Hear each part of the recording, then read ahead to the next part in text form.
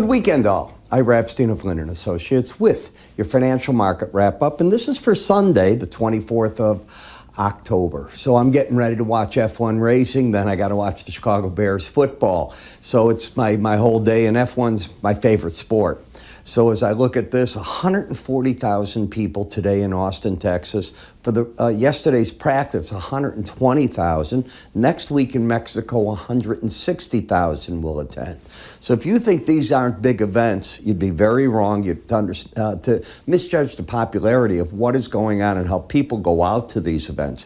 Frankly, I've been to them. It's more fun to watch it on TV because you watch it turn and that's it. But it's the spectacle. If you've ever been to Indy 500, I've done that. I've been in the paddocks. Wow. That's all I can tell you. Got to do it once in your life. Now, before I get too far, next week there will not be any live update from me. I'm going to be out for 1 week.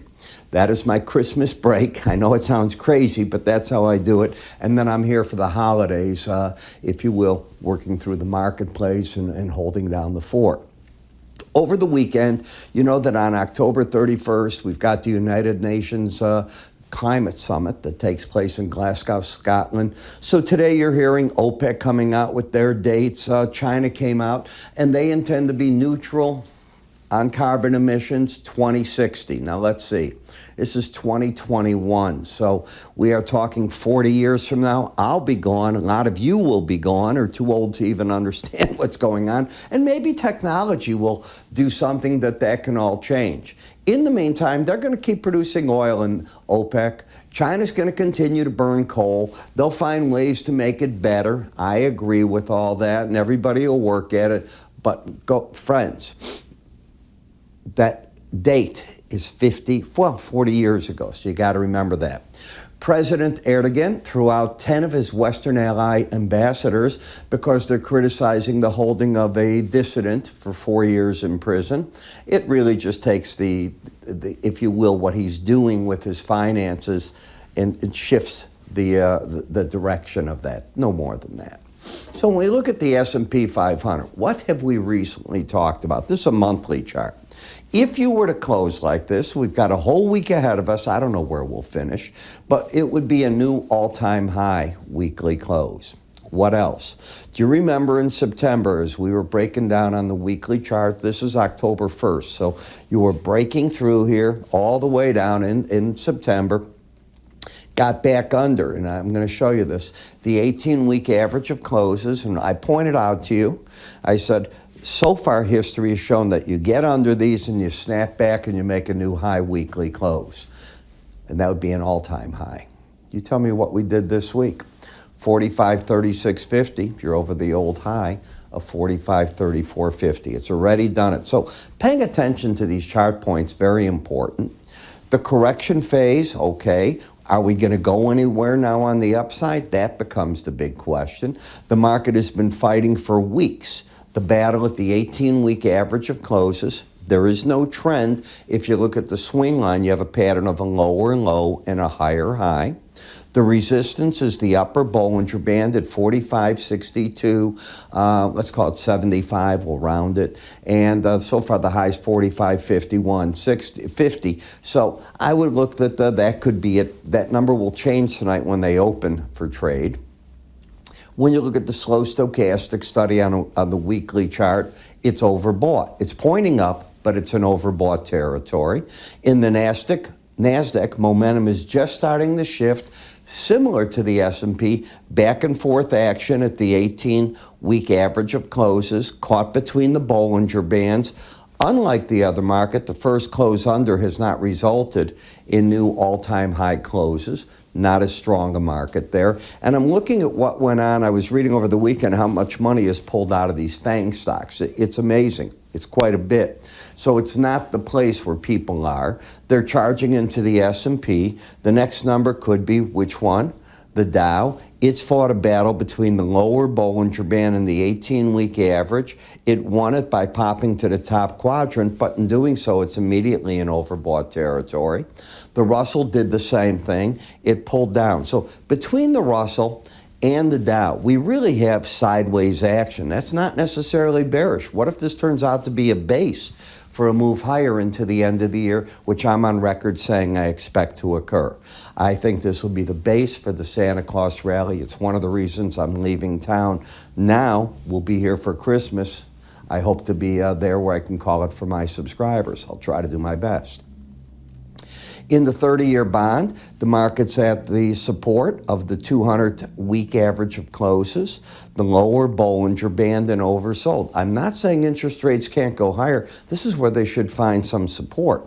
And you're starting to see that as prices are, if you will, starting to stall on the break. The 10-year note, though, is riding the Bollinger Band down, and if it continues to do it, look for support to come in closer here to the 200-day average at 129.06. If you should get back over 132.08, then it's a sign you might go back to that 18-week average of closes. We are very, very close from what I'm hearing from Nancy Pelosi, Chuck Schumer, even Joe Mnuchin, that maybe they're close to getting some sort of a deal done where the president can announce that they're ready to pass some packages. One of the interesting things that the Democrats are doing is they're saying, maybe we'll just go to the debt ceiling on our own. There is a Senate move they can make to throw it into the bill that's being discussed. The simple fact of life is we should be doing away with the debt ceiling. It doesn't make any sense. We just keep spending more anyways. Why make it a political tool?